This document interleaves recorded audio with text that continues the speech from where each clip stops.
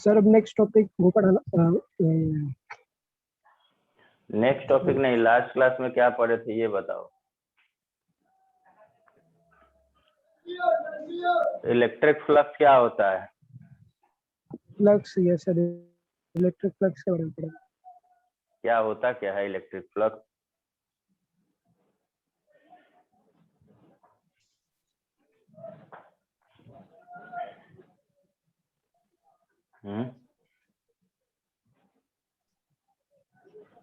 Electric flux क्या होता है?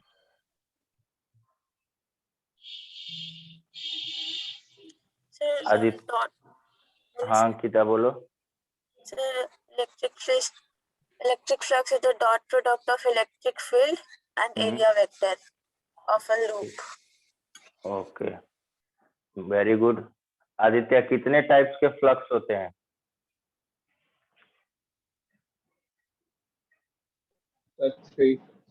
कौन कौन?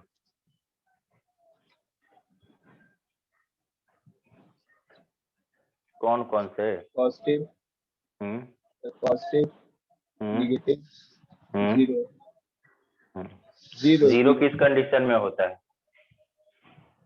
जब परपेंडिकुलर होता है। क्या परपेंडिकुलर होता है? देखो, इलेक्ट्रिक फील्ड और एरिया वेक्टर जब एक दूसरे के परपेंडिकुलर होता है उस कंडीशन में फ्लक्स क्या होता है? जीरो होता है। ओके, देखिए एक बात आप लोगों को ध्यान में रखना होगा, अभी सिलेबस कम है, तो अगर अभी कंटिन्यूटी मेंटेन नहीं रहेगा, रिवीजन नहीं चलेगा, तो बाद में जब सिलेबस बढ़ जाएगा तो 48 आवर्स का भी दिन रात हो जाएगा ना, फिर भी आप लोगों के लिए कम ही रहेगा। तो इसलिए कम से कम अभी जो चैप्टर पढ़ाया जा रहा है उसको एटलीस्ट एक क्लास पहले वाला टॉपिक पढ़ जाइए, उसका एप्लीकेशन होता है अगले क्लास में। तो थोड़ा सा इस बात को ध्यान में रखिए। और नोट्स कौन कौन बना लिया है? सर बना लिया। अच्छा, बाकी के बच्चे अभी नहीं बनाए हैं? थोड़ा सा टाइम निकालिए, रेगुलरिटी मेंटेन करिए। देखिए ऐसा नहीं है कि अब सब कुछ फिर से ओपन होगा तो पढ़ाई भी फिर से ओपन होगा, ऐसा नहीं है। आप लोगों को पढ़ते रहना है, कोई प्रॉब्लम है तो उस चीज को डिस्कस करना है। चलिए, आज हम लोगों का टॉपिक है Gauss law.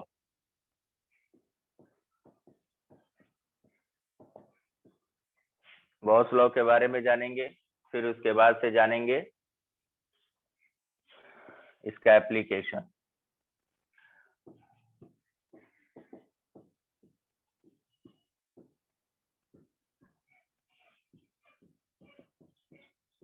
Gauss law simply कहता क्या है कि किसी भी क्लोज्ड सरफेस के थ्रू, किसी भी क्लोज्ड सरफेस, चाहे वो किसी शेप का हो, सर्कुलर हो, स्क्वायर हो, रेक्टेंगुलर हो या कर्व इस तरह का भी शेप का हो, कोई भी क्लोज्ड सरफेस हो, डज नॉट मैटर कि कैसा है, किसी भी क्लोज्ड सरफेस के थ्रू जो इलेक्ट्रिक फ्लक्स होगा, ये जो इंटीग्रेशन पे सर्कल आप लोग को दिख रहा है, इसका मतलब होता है कि ये क्लोज्ड सरफेस का इंटीग्रल किया जा रहा है। जो होगा वो Q in by epsilon not. अब क्यू इन क्या होता है? उस क्लोज्ड सरफेस के अंदर टोटल चार्ज कितना है वो ले लो और एप्सिलॉन नॉट यानी कि परमिटिविटी से क्या कर दो? डिवाइड कर दो। गॉस लॉ का सिंपल होता है कि किसी भी क्लोज्ड सरफेस के थ्रू जो इलेक्ट्रिक फ्लक्स होगा वो इक्वल होगा total charge inside the closed surface divided by permittivity of free space. Epsilon not को क्या बोलते हैं? परमिटिविटी ऑफ फ्री स्पेस, यानी कि किसी भी क्लोज्ड सरफेस के थ्रू जो टोटल फ्लक्स होगा वो इक्वल होगा total charge inside the surface divided by epsilon not. Epsilon not का मतलब होता है परमिटिविटी ऑफ फ्री स्पेस, या एयर भी बोल दो चलेगा। बात समझ में आई? गॉस लॉ का बेसिक मीनिंग क्या है कि किसी भी क्लोज्ड सरफेस के अंदर टोटल चार्ज कितना है वो ले लो और एप्सिलॉन नॉट से क्या कर दो? डिवाइड कर दो, फ्लक्स पता चल जाएगा। अब एक बात बताओ, इसके अंदर टोटल चार्ज कितना है? आदर्श, इस क्लोज सरफेस के अंदर टोटल चार्ज कितना है?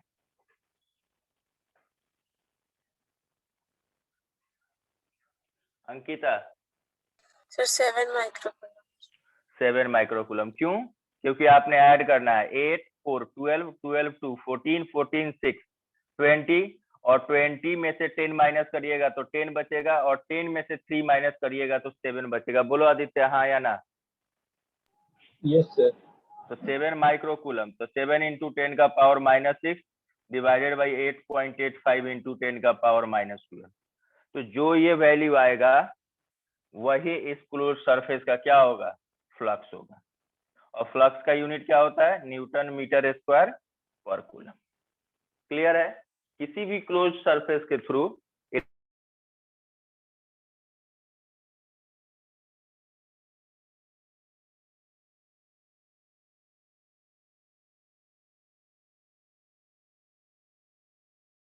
इलेक्ट्रिक फ्लक्स अगर आपको निकालना है, मीनिंग समझ में आया कि गॉस लॉ क्या कहता है? किसी भी क्लोज सरफेस का जो फ्लक्स होगा, किसी भी क्लोज सरफेस के थ्रू जो इलेक्ट्रिक फ्लक्स होगा वो इक्वल होगा total charge inside that close surface divided by epsilon not. सिर्फ अंदर के चार्ज लेने हैं।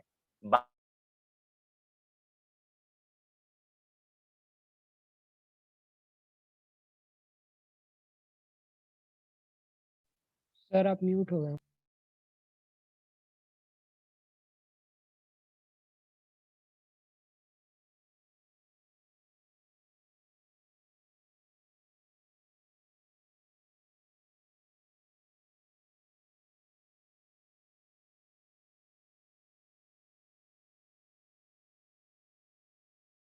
हेलो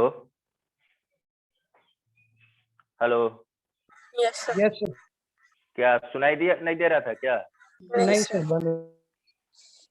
तो म्यूट हो गया था, बट कोई नहीं, वो नेटवर्क के वजह से हो रहा है ना। आज सुबह सुबह बहुत बारिश हुआ है यहाँ पे, थोड़ा सा सर नेटवर्क थोड़ा सा इशू है। एक बार रिपीट कर दीजिएगा ना सर, मेरा डिस्कनेक्ट हो गया था थोड़ा देर पहले। अब मैं ये बता रहा हूँ कि जो टोटल फ्लक्स होगा किसी भी क्लोज सरफेस के थ्रू, वो इक्वल होता है उस क्लोज सरफेस के अंदर कितना चार्ज है वो ले लो डिवाइडेड बाई एप्सिलॉन नॉट। बात समझ में आई?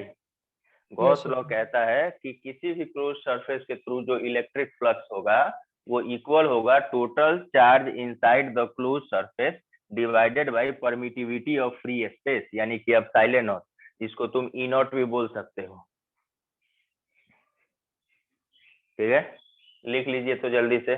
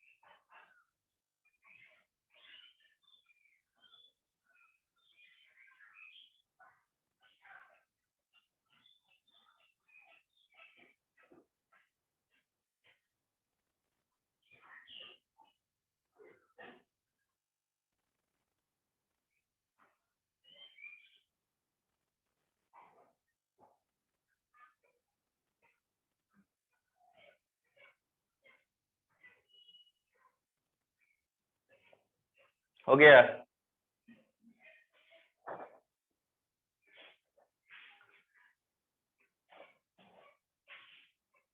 Yes sir. लिखिए, this law states that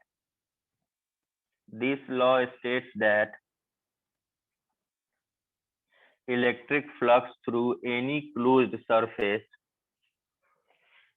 This law states that electric flux through any closed surface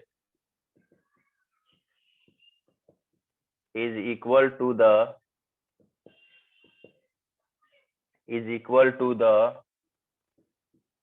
total charge inside the surface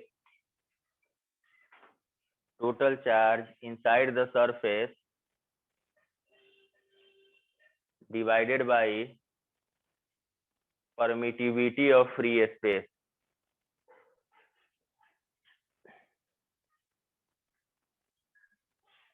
Divided by permittivity of free space. हो गया। अब इसका 2-4 question करेंगे और इस क्वेश्चंस को ध्यान में रखना है, तीनों एक्टिव रहेगा, जिससे जो पूछेंगे, 3 ही बच्चे प्रेजेंट है ना अभी, तो जो जिससे पूछेंगे वो जवाब देगा। सिंपल सा बात ध्यान में रखना है कि टोटल फ्लक्स निकालने के लिए क्या करना है कि जिस क्लोज सरफेस को बनाए होंगे उस क्लोज सरफेस के अंदर आपको देखना है कि टोटल चार्ज कितना है और उसको अब साइलेंट नोट से डिवाइड कर देना है। क्वेश्चन नंबर फर्स्ट, एक स्फीयर है, इस स्फीयर के सेंटर पे क्यू चार्ज रखा हुआ है। एक स्फीयर है जिसके सेंटर पे क्यू चार्ज रखा है, तो इस स्फीयर का फ्लक्स कितना होगा? एक स्फीयर है जिसके सेंटर पे क्यू चार्ज रखा हुआ है, हमें इलेक्ट्रिक फ्लक्स बताना है थ्रू द स्फीयर। अंकिता, कितना होगा? Sir Q by epsilon naught। आदर्श सही है ये? हाँ सर, क्योंकि बस वही एक चाहिए। आदित्य? Yes, sir. तो टोटल चार्ज कितना है? Q है और उसको डिवाइड कर देंगे अब साइलेंट नोट से। क्लियर है? If radius of a sphere becomes double, यानी कि सेंटर ही है पे ही चार्ज रखा हुआ है, अब इस स्फीयर का रेडियस r से 2r कर दिया गया, तो फ्लक्स कितना होगा? कोई भी बोल दो। तब भी तो वही होगा। सेम रहेगा सर। हाँ, जब तक चार्ज अंदर से इधर उधर नहीं होगा तब तक फ्लक्स पे भी कोई इफेक्ट नहीं पड़ेगा। लिख लो, ये जैसे जैसे करा रहे हैं वैसे वैसे याद रखना है। अगर कोई क्वेश्चन में पूछता है कि surface area of a sphere या radius of a sphere becomes double और चार्ज वैसे ही सेंटर पे रखा हुआ है, तो फ्लक्स में किसी तरह का कोई चेंज नहीं आएगा।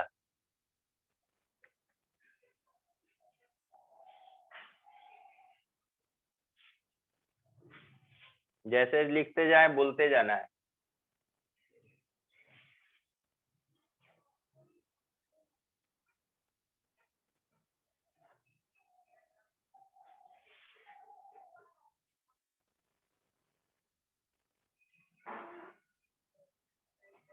मिटाऊं?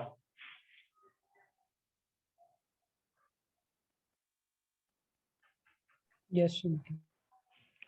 अब एक सिंपल सा क्वेश्चन पूछने जा रहे हैं, आप तीनों को आंसर ढूंढ के मतलब अभी बताना है, ढूंढ के नहीं, अपने मन से बताना है। एक स्फीयर है, अभी स्फीयर वाला चल रहा है तो स्फीयर ही चलेगा अभी। इसके थ्रू फ्लक्स 0 है, क्या मतलब है इसका?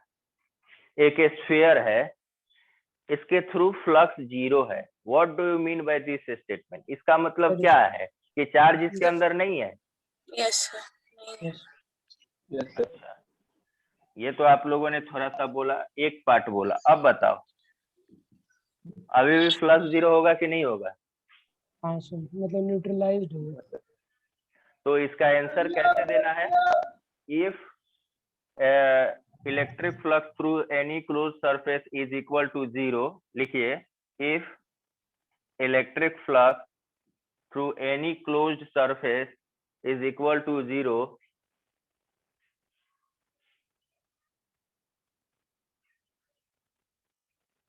full stop, it means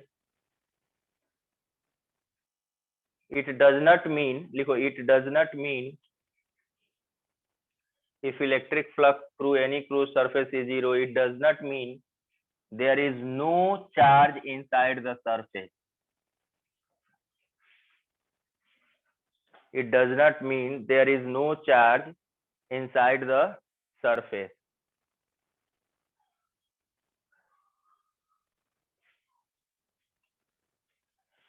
Maybe equal number of positive and negative charge are placed inside the surface. जितना पॉजिटिव उतना ही निगेटिव हो, मे बी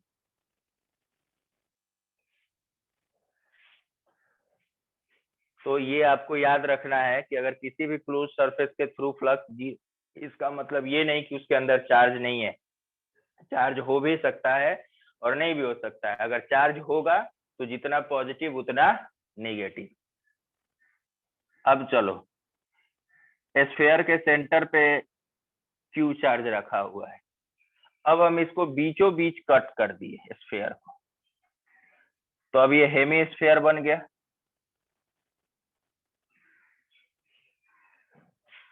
तो एक स्फीयर था, उस स्फीयर के सेंटर पे चार्ज क्यू रखे थे, तो इसका फ्लक्स था क्यू बाई एप्सिलॉन। लेकिन अब इस हेमी स्फीयर को बीचों बीच कट कर दिए तो फ्लक्स कितना हो जाएगा?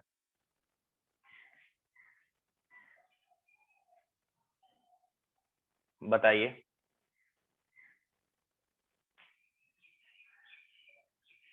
बोलो बोलो।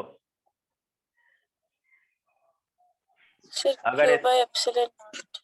नहीं, Q बाई 2 एप्सिलॉन नॉट हो जाएगा। रीजन क्या है चार्ज कि भी जब हाफ हो जाएगा। इसको बीचों बीच कट करोगे तो Q बाई 2 ऊपर वाले पार्ट में रह जाएगा और Q बाई 2 नीचे वाले पार्ट में आ जाएगा।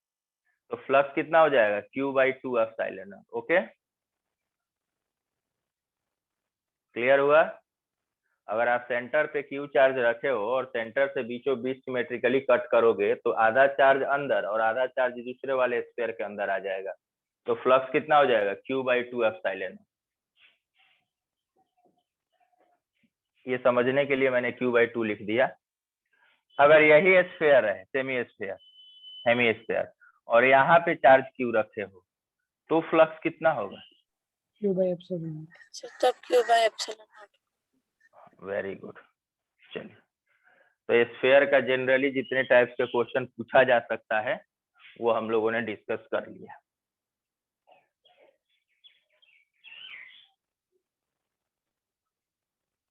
अब आएंगे क्यूब पे, फिर इस तरह के क्वेश्चंस कंप्लीट हो जाएगा।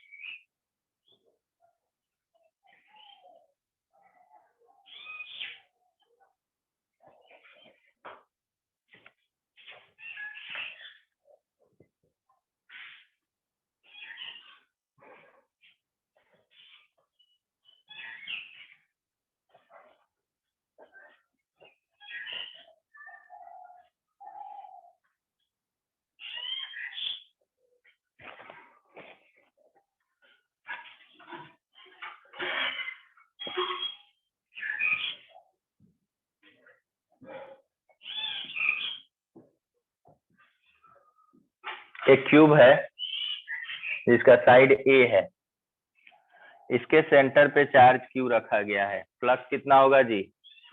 Total flux through the cube. Q by epsilon. Through the cube बोलो या through all surfaces of cube, कितना हो जाएगा? Q by epsilon naught. बोलो हाँ या ना।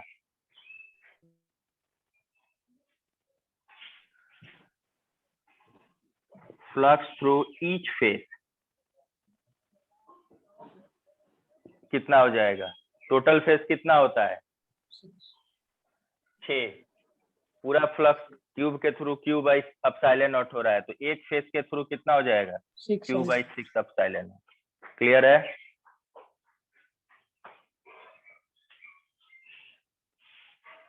अब इसके साइड को डबल कर दो या ट्रिपल कर दो, कोई फ्लक्स में चेंज आएगा? नहीं आएगा। ओके,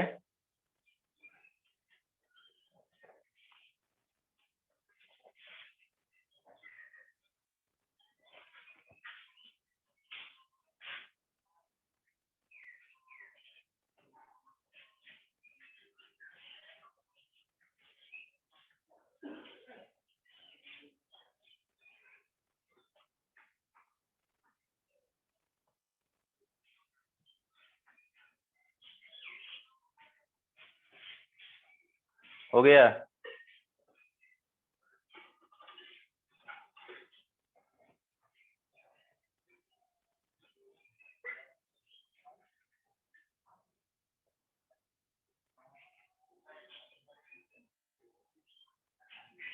एक क्वेश्चन समझिएगा, एक स्क्वायर प्लेट है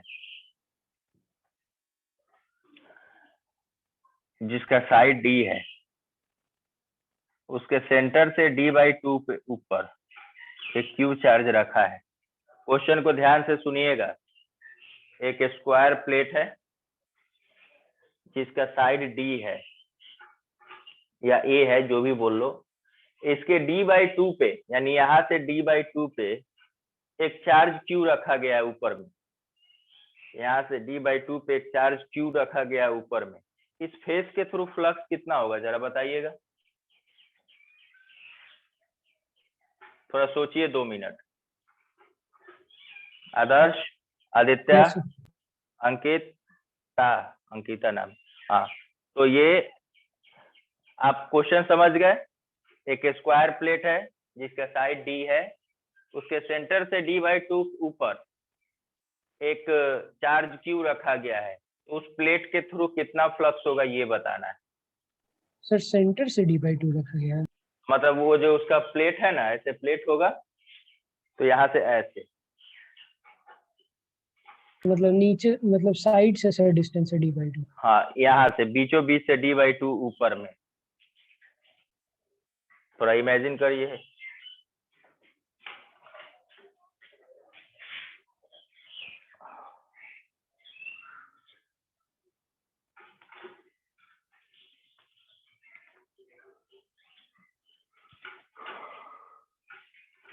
सर तब तो इलेक्ट्रिक फ्लक्स 0 होगा ना, कैसे सर, 0 0 होगा? क्योंकि कैसे सरफेस 0? पे तो कोई चार्ज ही नहीं है, वो तो ऊपर है। नहीं, इसको नहीं, इसको ऐसे नहीं सोचेंगे। इसको क्यूब वाले तरीके से सोचना पड़ेगा। और कैसे सोचना पड़ेगा मैं बता रहा हूँ। ऐसा ही 6 तरह का प्लेट अगर अरेंज कर लोगे, ऐसे ही 6 तरह का प्लेट अरेंज कर लोगे तो क्यूब बनेगा कि नहीं बनेगा?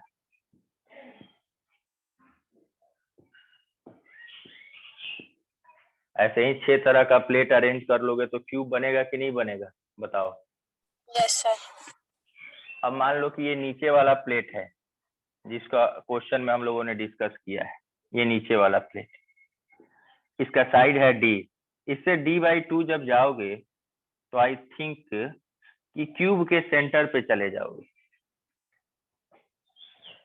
इसका साइड डी है, इसके d/2 जब यहाँ से d/2 ऊपर जाओगे तो क्यूब के सेंटर पे जाओगे कि नहीं जाओगे, बोलो हाँ या ना। हाँ सर। तो Yes, ये वाला जो स्क्वायर प्लेट हुआ, जो ये वाला स्क्वायर प्लेट हुआ, ईच फेस हुआ कि नहीं क्यूब का?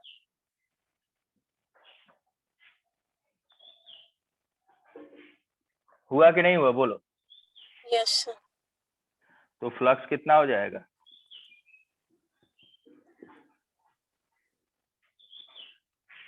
Q/6 epsilon not. अब एक बात बताना, अब मैं क्या कर रहा हूं कि इसके साइड को D से बढ़ा के 2D कर दे रहा हूं, और ये d/2 को बढ़ा के D कर दे रहा हूं। इस प्लेट के साइड को D से बढ़ा के 2D कर दिया और d/2 को बढ़ा के D कर दिया, तब फ्लक्स कितना होगा उस प्लेट के थ्रू, स्क्वायर Same प्लेट होगा। के थ्रू? क्या होगा? सेम होगा सर। सेम होगा।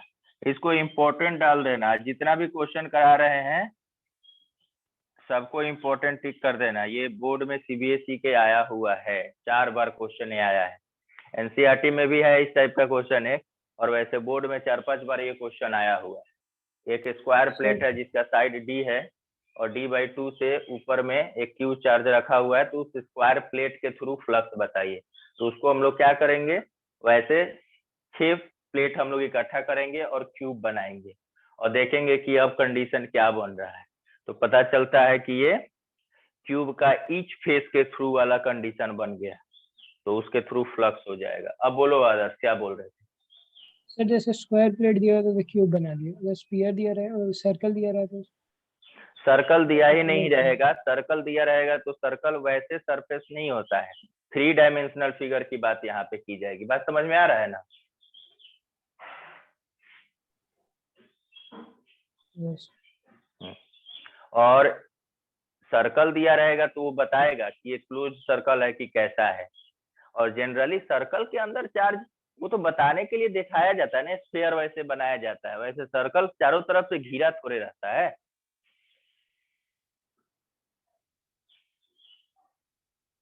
कुछ कुछ चीजें ऐसी होती हैं कि जिसको हम लोगों को इमेजिन करके काम चलाना पड़ता है। हो गया? अच्छा एक बात बताना, कल जितने भी क्वेश्चन हमने किए थे फ्लक्स निकालने का, चाहे वो सिलिंड्रिकल वाला हो या ट्यूब वाला हो, अगर उसका एक एक पार्ट मिसिंग था, और वो कौन सा पार्ट मिसिंग था? वो मिसिंग था आपका ये क्या बोलते हैं कि टोटल चार्ज बताइए सरफेस के अंदर कितना है। तो हम सभी ने फ्लक्स निकाले थे, तो उसको कंपेयर कर लेंगे Q in by epsilon not से। तो Q in total charge inside the surface, flux into epsilon not. जो फ्लक्स आया था उसको एप्सिलॉन नॉट की वैल्यू से क्या कर देंगे? मल्टीप्लाई कर देंगे, तो total charge inside the surface पता चल जाएगा। क्लियर है?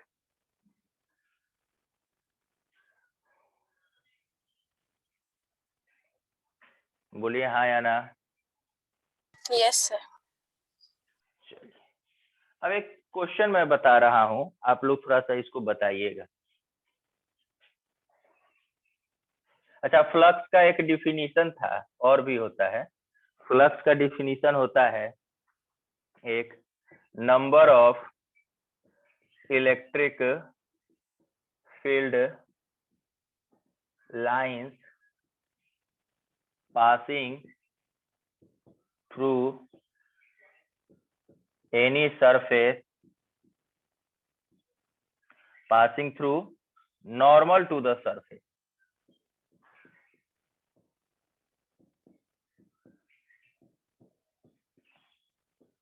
यानी कि सपोज करो कि आपका एक स्क्वायर ऐसे बना है, ऐसे कॉपी को आप ऐसे इमेजिन कर लो, और इसके नॉर्मल में कितने number of electric field lines pass कर रहे हैं, वो भी फ्लक्स का ही डिफिनीशन होता है। जैसे कि ऐसे प्लेट है, इस प्लेट के नॉर्मली कितना इलेक्ट्रिक फील्ड लाइन पास कर रहा है, इस प्लेट के नॉर्मली कितना इलेक्ट्रिक फील्ड लाइन पास कर रहा है, वो भी क्या कहलाता है? इस प्लेट के थ्रू इलेक्ट्रिक फ्लक्स मिल जाएगा। तो सपोज करो कि एक क्वेश्चन में आया है, क्वेश्चन है कि 10 number of electric field line passing through a closed surface, find the total charge inside the surface। यानी कि 10 इलेक्ट्रिक फील्ड लाइन पास कर रहा है किसी सरफेस के थ्रू, तो टोटल चार्ज कितना हो गया? तो फ्लक्स हो जाएगा 10 Q in by epsilon not, और एप्सिलॉन नॉट का वैल्यू पता ही है 8.85 इंटू 10 का पावर -12 इंटू 10 कर देंगे, जो आंसर आएगा वो टोटल चार्ज आ जाएगा। तो ये स्टेटमेंट लिख लीजिए कि अगर कहीं क्वेश्चन आपको मिला कि इतना number of electric field line या इतना number of electric field line of forces pass कर रहा है, तो टोटल चार्ज कितना होगा इनसाइड द सरफेस, आपको एक आइडिया मिल जाएगा।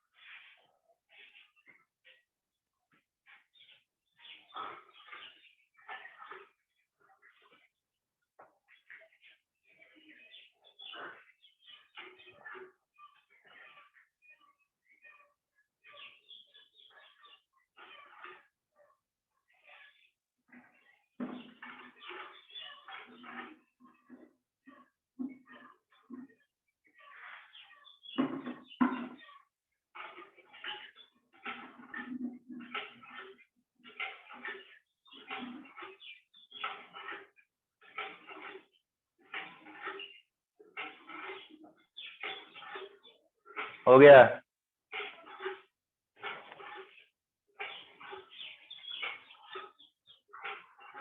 हेलो। हाँ सर। Yes. अच्छा, एक क्वेश्चन आप लोगों को मैं देने जा रहा हूँ। ये जितने भी आज क्वेश्चंस हो रहे हैं वो समझ लीजिए कि सारे इम्पोर्टेंट क्वेश्चंस हो रहा है, तो हम लोगों को सीखते चलना है और ध्यान में भी रखना है।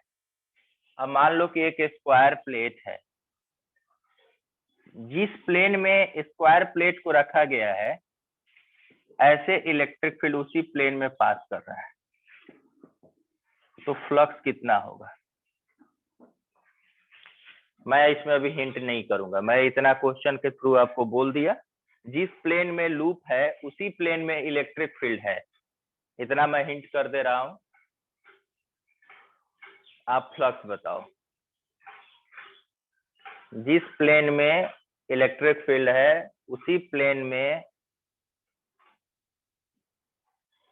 लूप को रखा गया है, फ्लक्स कितना होगा बताइए।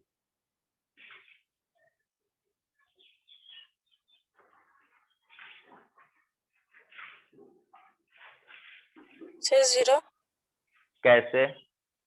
क्योंकि सर इसका एरिया वेक्टर इसके नॉर्मल होगा और दोनों के बीच 90 डिग्री बनेगा। Very good. अगर कोई बच्चा इमेजिन नहीं कर पाया है तो फिर से कर लो। जैसे मान लो कि ये प्लेट है, ऐसे इलेक्ट्रिक फील्ड है, तो एरिया वेक्टर तो इस प्लेट का ऐसे होगा ना? हाँ या ना बोलो। Yes sir. Adarsh yes sir, yes sir. समझ में आ गया? आदित्य है कि चला गया? हाँ सर। हाँ तो बोलो थोड़ा फास्ट। तो फ्लक्स कितना हो जाएगा? 0 हो जाएगा। समझा सकते हो ना किसी को अगर कोई दिया क्वेश्चन तो? हाँ सर। क्योंकि लूप का जब इलेक्ट्रिक फील्ड और लूप दोनों सेम प्लेन में होता है तो फ्लक्स 0 हो जाता है। क्यों? क्योंकि इलेक्ट्रिक फील्ड और एरिया वेक्टर के बीच का एंगल 90 डिग्री होता है और cos 90 की वैल्यू 0 होती। ओके, इसी क्वेश्चन में थोड़ा सा मॉडिफाई मैं कर रहा हूँ, थोड़ा सा।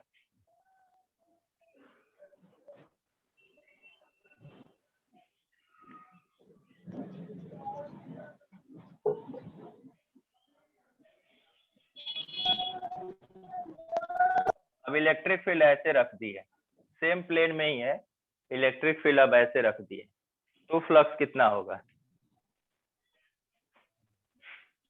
बताइए।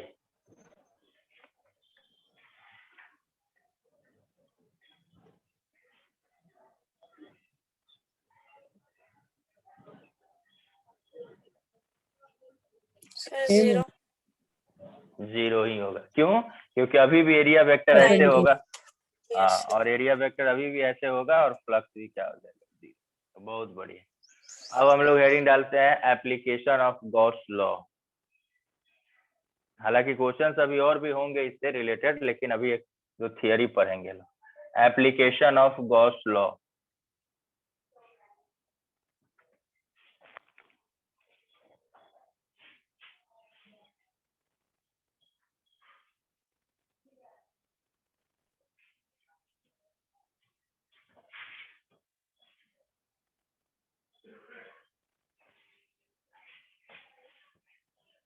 क्वेश्चन कैसे आता है बोर्ड में?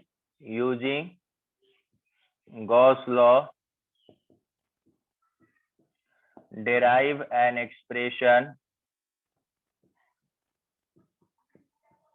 derive an expression for electric field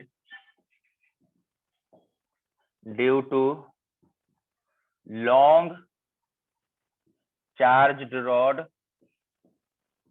या long charged wire of linear charge density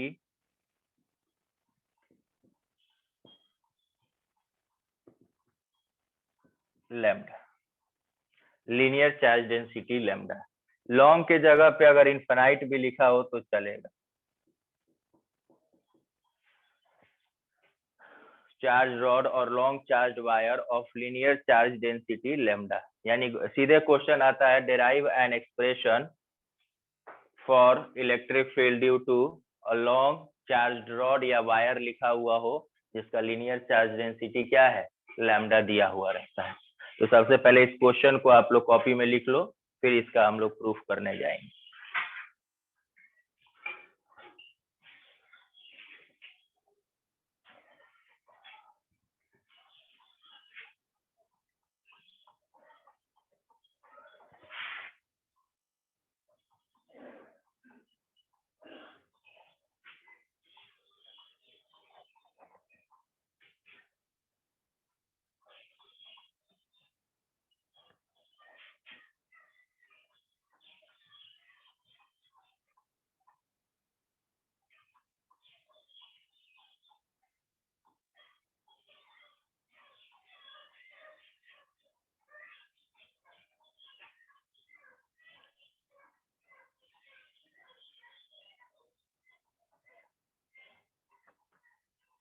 हो गया?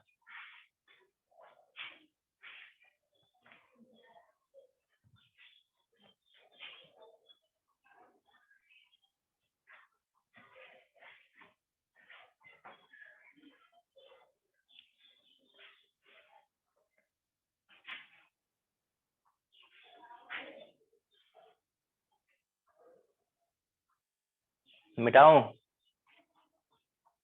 Yes sir.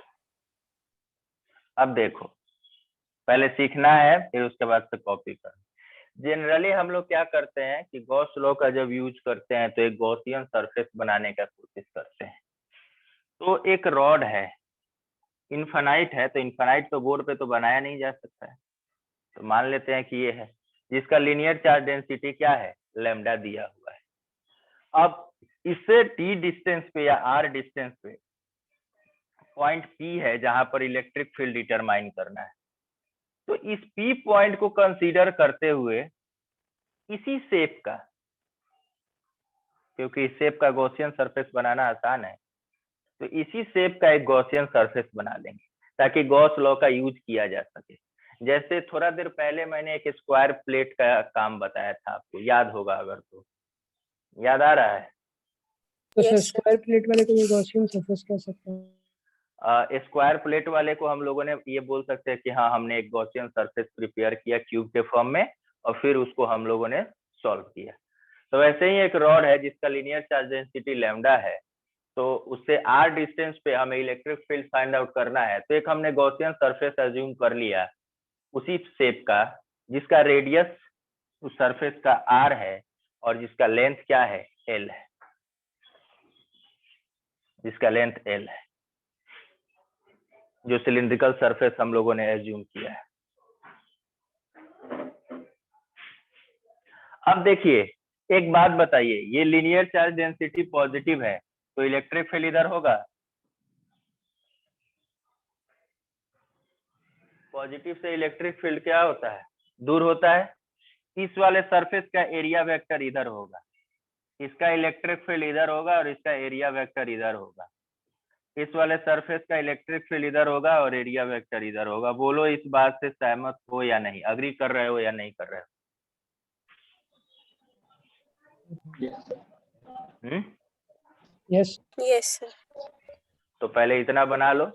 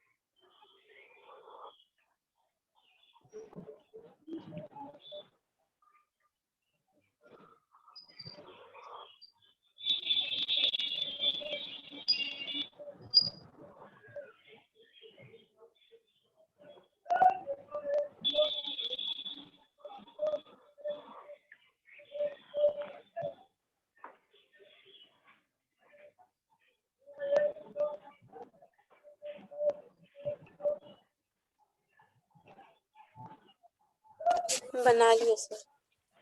बन गया।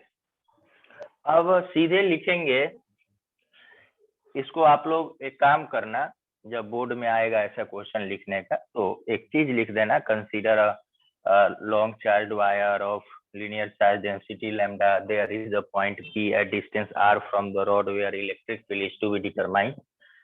तो सीधे लिखेंगे we know that phi is equal to E dot dA is equal to Q in by epsilon from Gauss law. यही कहता है ना गॉस लॉ कि जो फ्लक्स होगा total through any closed surface is equal to the Q in by epsilon naught. तो अब ये क्लोज्ड नहीं रह गया, अब इसको 3 पार्ट में डिस्ट्रीब्यूट कर दिया गया है, तो 3 पार्ट लिख देंगे।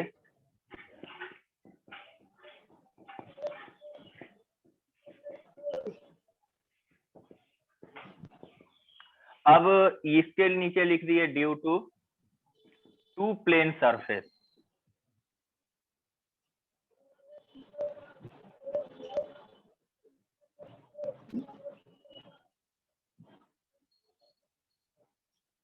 तो वीडियो रुक गया।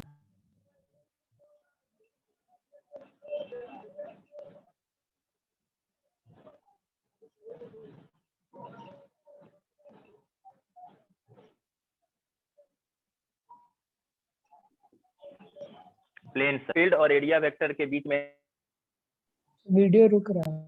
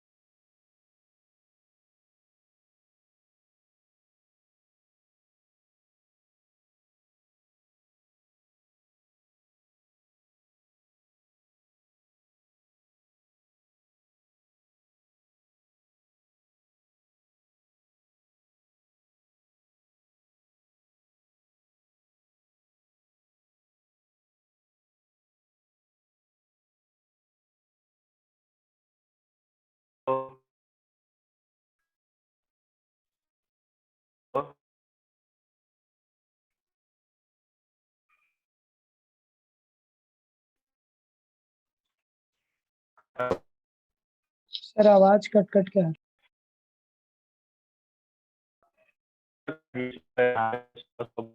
रही हुआ है ना, इस वजह से थोड़ा सा है।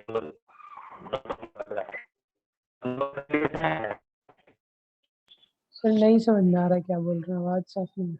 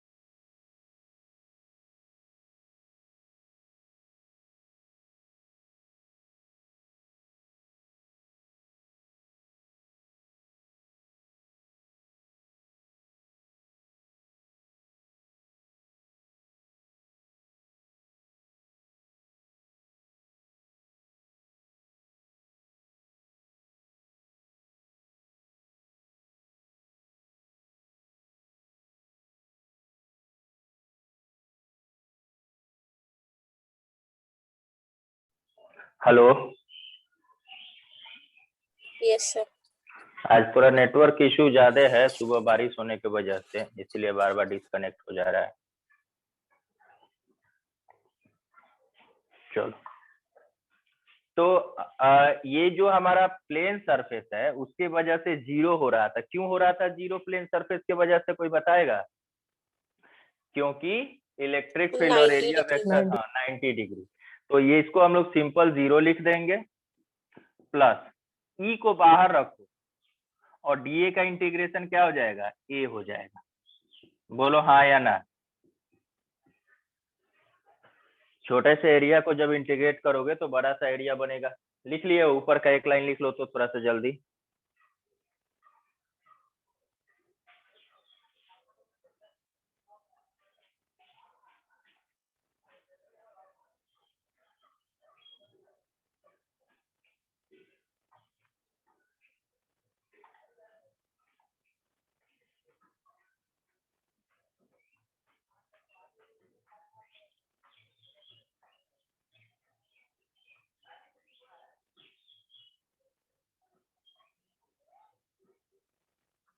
हो गया? लिख लिए? Yes sir. तो अभी बोलोगे कि सर लास्ट क्लास में आपने कभी पढ़ाया था क्या? इसका तो हो जाएगा 2 पाई आर इंटू एल, और क्यू इन के जगह पे लेमडा एल बाई एप्सिलॉन। मान लो, ध्यान से देखना, क्या देखना है ध्यान से, कि ये था, इसका लीनियर चार्ज डेंसिटी लेमडा है, सिलेंडर का लेंथ एल है। तो इतना दूर में कितना चार्ज होगा, यहां से लेके यहां तक कितना चार्ज होगा? तो lambda is equal to Q by L हम लोग पढ़े हैं, बोलो। हाँ sir. Lambda is equal to Q by L पढ़े हैं। तो क्यू इज इक्वल टू कितना हो जाएगा, लेमडा इंटू एल। ओके, एक टर्म बताइए आप लोग थोड़ा सा, लेमडा है क्या अंकिता? Yes sir. लेमडा है क्या? फिर वो लीनियर चार्ज डेंसिटी। वो तो मुझे भी पता है, मतलब इसका मीनिंग कैसे एक्सप्लेन करोगी? आदर्श, आदित्य, लीनियर चार्ज भी कह सकते हैं कि कितना चार्ज उसका है per unit volume, per unit length में लेंथ है। कितना चार्ज है। तो यूनिट लेंथ में कितना चार्ज है, लैम्डा। तो एल लेंथ में कितना हो जाएगा, लैम्डा एल। मल्टीप्लाई करते हैं, बोलो हाँ या ना। यूनिट लेंथ में चार्ज है लैम्डा, तो एल लेंथ में इतना हो जाएगा।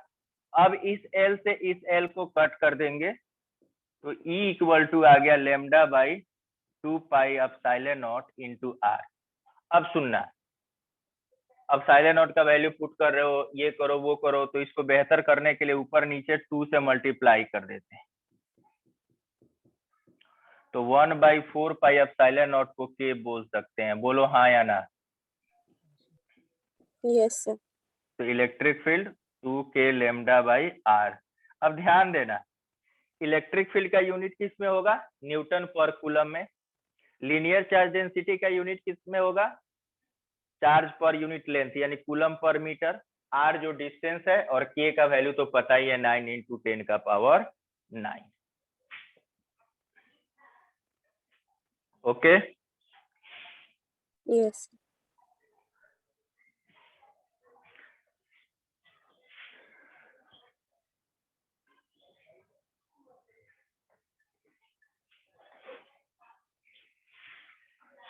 ई इलेक्ट्रिक फील्ड, के लेमडा आर सब पता है।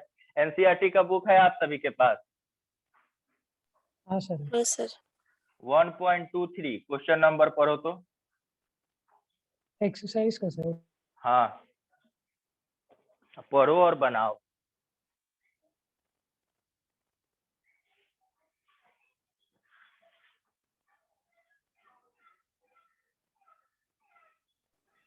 So question An infinite line charge produces हाँ। a field of 9 into 10 to the power 4 Newton per coulomb at a distance of 2 centimeter. Calculate the linear charge density. Question समझ में आया?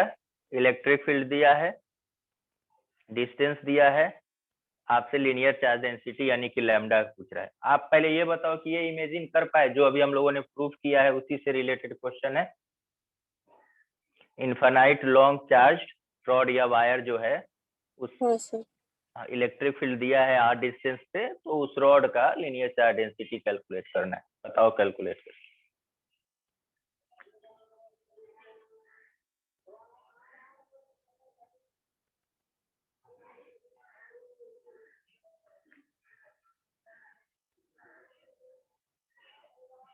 Sir 10 to the power -7 unit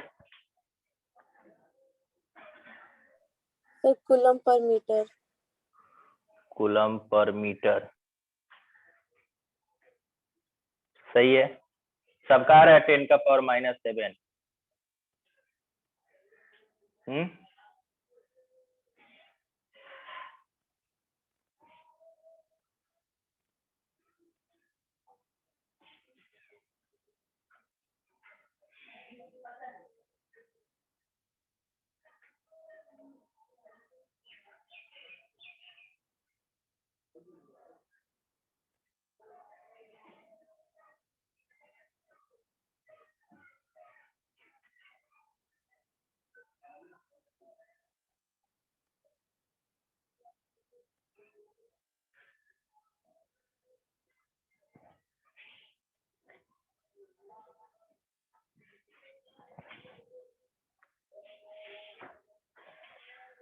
आ गया सबका?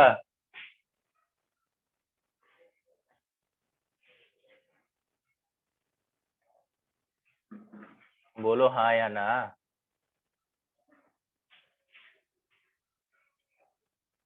Hello आदर्श, Yes sir. आया कि नहीं आया? सर वो जो फॉर्मूला कौन क्या लिखा था सर पिछले वाला बता दीजिए। E is equal to 2k lambda by r, 9 into 10 का पावर 4 इलेक्ट्रिक फील्ड दिया है, तो k का वैल्यू 9 into 10 का पावर 9, लैम्डा निकालना है और सेंटीमीटर में है, तो 2 से 2 कटा, 9 से 9 कटा, तो लैम्डा इज इक्वल टू आ जाएगा 10 का पावर 7 कूलम पर मीटर।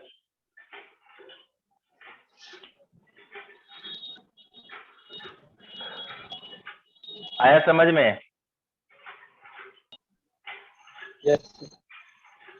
सबको आया? Yes sir.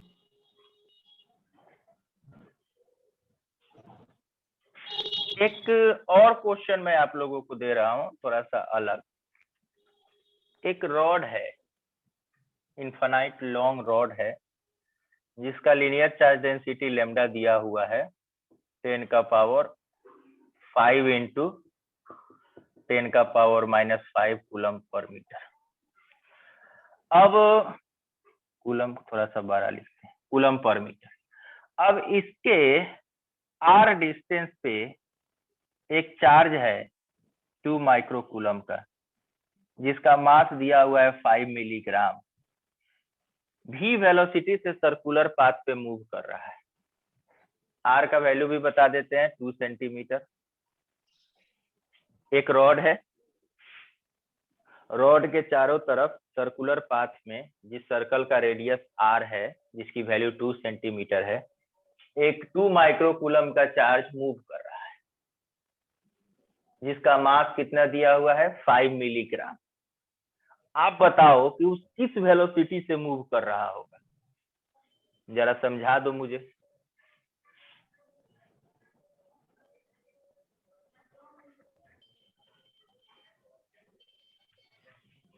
एक रॉड है जिसका लीनियर चार्ज डेंसिटी दिया है 5 इंटू 10 का पावर -5 कूलम पर मीटर। उस रॉड के सराउंडिंग में एक सर्कुलर पाथ पर 2 माइक्रो कूलम का चार्ज मूव कर रहा है। वो सर्कुलर पाथ का रेडियस है 2 सेंटीमीटर और उस चार्ज का मास 5 मिलीग्राम दिया है। किस वेलोसिटी से मूव कर रहा होगा, ये जरा मुझे बता दो आप। क्वेश्चन लिस्ट होते जाएगा तो कोई प्रॉब्लम तो नहीं है ना आप लोगों को? No sir. थोड़ा सा अगर आप बेसिक कंसेप्ट यूज कर लोगे इसमें तो मुझे लग रहा है कि झट से बन जाएगा, जो बच्चा उस बेसिक कंसेप्ट को पकड़ लेगा।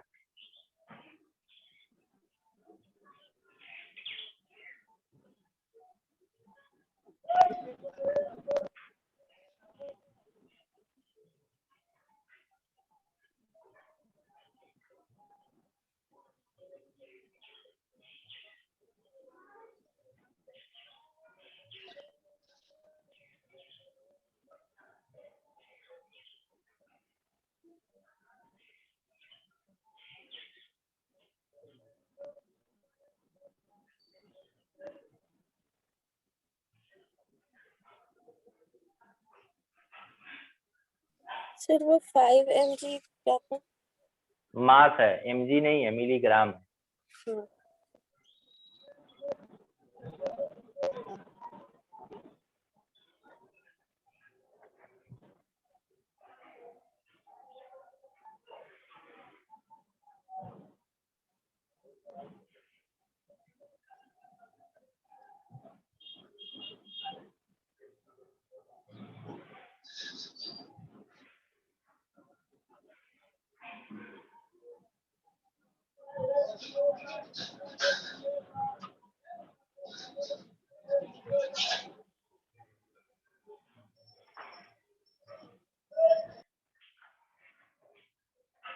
मैं स्टार्ट करूं?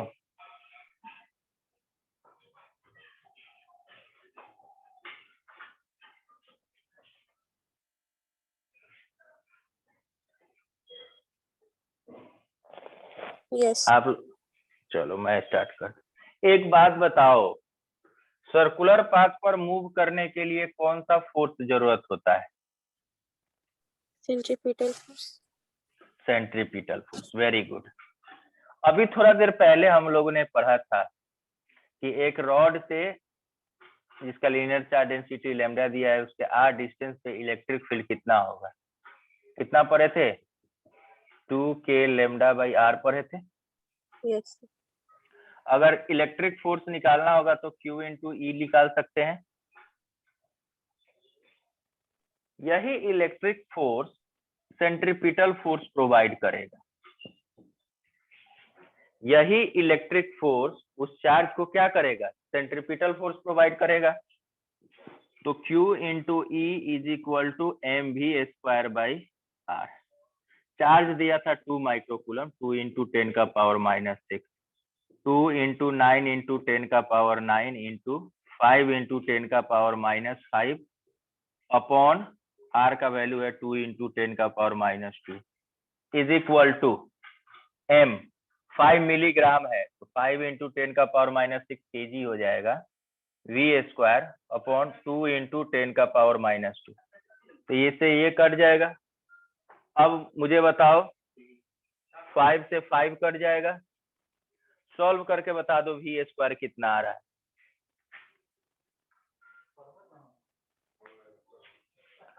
वी स्क्वायर का वैल्यू बता दो सॉल्व करके।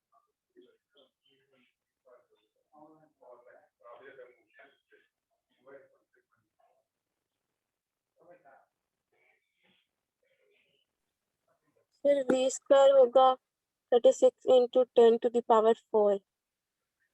36 यस सर।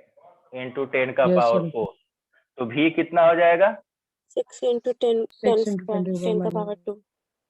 बी स्क्वायर आ गया 36 इंटू 10 का पावर 4, 4 की -4। सर 4। इस क्वेश्चन को याद रखिएगा, ऐसे क्वेश्चंस भी पूछा जा सकता है। बात समझ में आई? तो सेंट्रीपिटल फोर्स वगैरह तो ध्यान में रखना ही रखना है।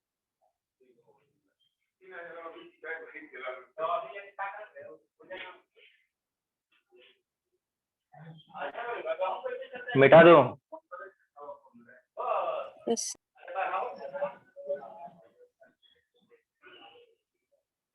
अब देखो एक छोटा सा क्वेश्चन मैं दे रहा हूं, उसको जल्दी से बताना है।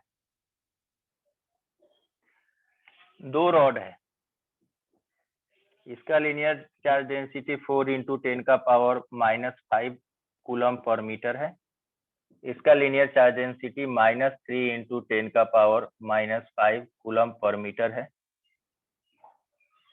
इन दोनों का बीच का सेपरेशन 6 सेंटीमीटर है। तो मिड पॉइंट पे इलेक्ट्रिक फील्ड बताना है। ये टोटल सेपरेशन 6 सेंटीमीटर इन दोनों रॉड के बीच में। तो इन दोनों के मिड पॉइंट पे इलेक्ट्रिक फील्ड बताना है। बता सकते हो लोग?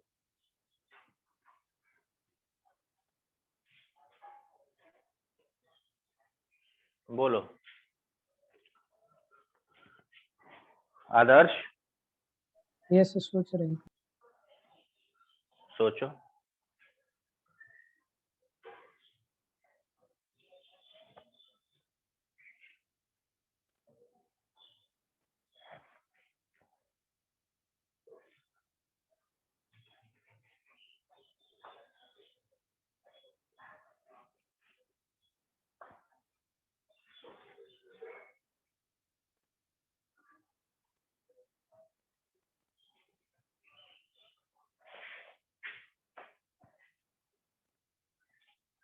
देखो सिंपल सी बात है, इसके वजह से इलेक्ट्रिक फील्ड ये भी 3 सेंटीमीटर हो जाएगा, ये भी 3 सेंटीमीटर हो जाएगा। इस रॉड के वजह से इलेक्ट्रिक फील्ड इधर होगा, मान लो इसका नाम 1 दे देते हैं, इसका नाम 2 दे देते हैं, और इस रॉड के वजह से भी इधर होगा क्योंकि निगेटिव चार्ज है तो निगेटिव के तरफ होता है।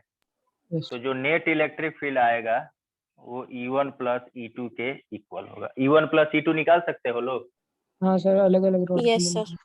हाँ, बात समझ में आया? हाँ सर आ गया।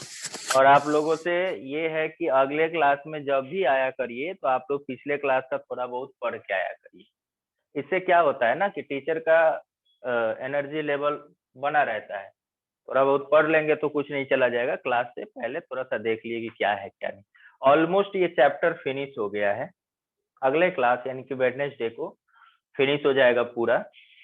उसके बाद से फ्राइडे को एक बार पूरे क्लास में क्वेश्चन प्रैक्टिस होगा, फिर उसके बाद से एक आप लोगों का किसी दिन टेस्ट ले लिया जाएगा, क्लास के अलावा टेस्ट होगा, और फिर नए चैप्टर में हम लोग इंटर कर जाएंगे। ओके, इससे पहले आप लोगों का काम ये रहेगा कि आज एनसीईआरटी के कुछ क्वेश्चंस आप लोगों को खुद से ट्राई करने हैं, जो फ्लक्स से रिलेटेड होगा, गॉस लॉ से रिलेटेड होगा, और ये रॉड ऑलमोस्ट करा दिए हैं, लेकिन एक बार आप लोगों को थ्रू आउट पढ़ के आना है क्योंकि अगले क्लास में आधे घंटे का डिस्कशन होगा और बाकी न्यूमेरिकल ही होगा। तो यानी कि वेडनेसडे और फ्राइडे पूरा न्यूमेरिकल सेशन चलेगा। क्वेश्चन जो बोर्ड में आया है, एनसीईआरटी का एग्जाम्पल जो रह गया है उस टाइप का, मतलब कि इस वीक में इसे एंड करेंगे। Okay okay sir. चलिए, और नोट्स प्रिपेयर करिए जिन जिन बच्चों का प्रिपेयर नहीं है, और शालू को भी बोल देना कि अगले क्लास में रहने के लिए। चलो ठीक है, आज के लिए इतना ही।